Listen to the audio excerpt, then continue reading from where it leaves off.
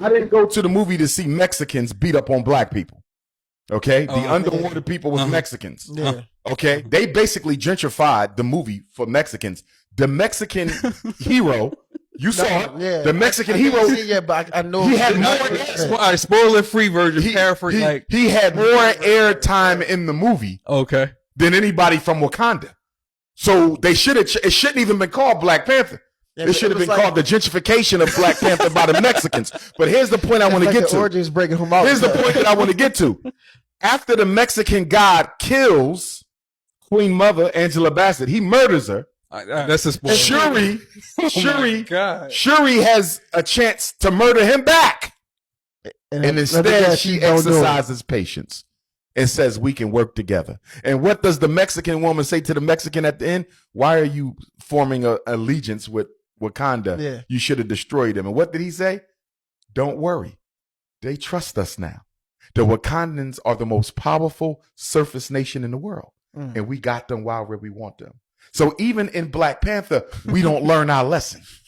We are vicious with each other. Never vicious with our enemies. Never vicious with our enemies.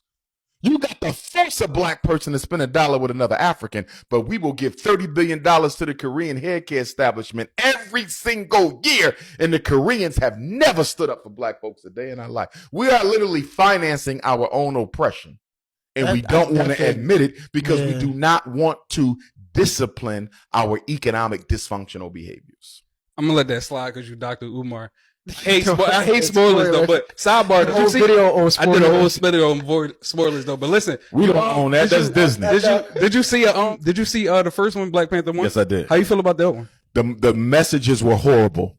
The cinematography was excellent. Shout out to Ryan Coogler. You deserve 5,000 lashes for that second one.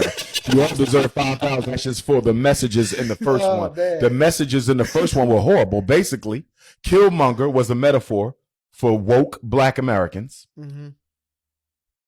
Prince T'Challa, the Black Panther, was a metaphor for conservative Africans on the continent.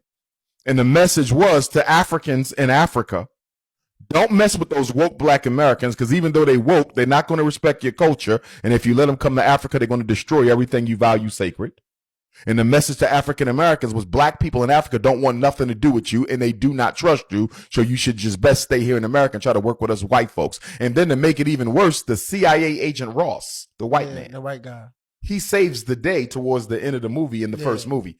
How in the hell can the CIA be the savior of black people when you murdered King, you murdered Malcolm, you overthrew Kwame Nkrumah, you helped the apartheid government track down and arrest Nelson Mandela.